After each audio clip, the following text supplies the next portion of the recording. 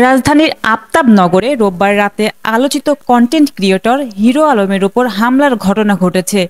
প্রত্যক্ষদর্শীরা জানিয়েছেন, কয়েকজন মোটরসাইকেল আরোহী হিরো আলমকে ঘেরাও করে বেধড়ক মারধর শুরু করে।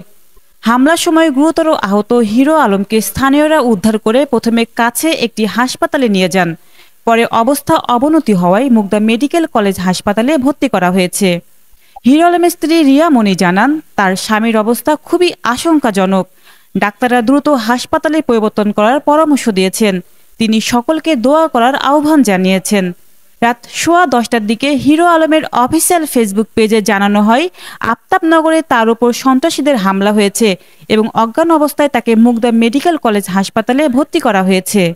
পুলিশ জানিয়েছে, তারা ঘটনার সত্যতা নিশ্চিত করতে চেষ্টা করছে এবং ঘটনাস্থল সম্পর্কে তথ্য সংগ্রহ করছে। সামাজিক মাধ্যমে ছড়িয়ে পড়া ছবিতে দেখা গেছে হাসপাতালে শুয়ে আছেন হিরো আলম। তার শরীর ও মুখমণ্ডলে আঘাতের চিহ্ন স্পষ্ট। রাজধানীতে এই ঘটনা আলোচনার কেন্দ্রবিন্দুতে থাকলেও আমরা দোয়া করছি হিরো আলম দ্রুত সুস্থ হয়ে উঠুন।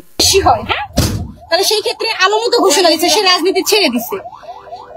রাজনীতি ছেড়ে দিয়ে কি তার ভালোভাবে জীবনযাপন করার কোনো অধিকার নেই? বলেন। ডেস্ক রিপোর্ট, জান্নাতুল জান্নাত, জেড-টিভি বাংলা।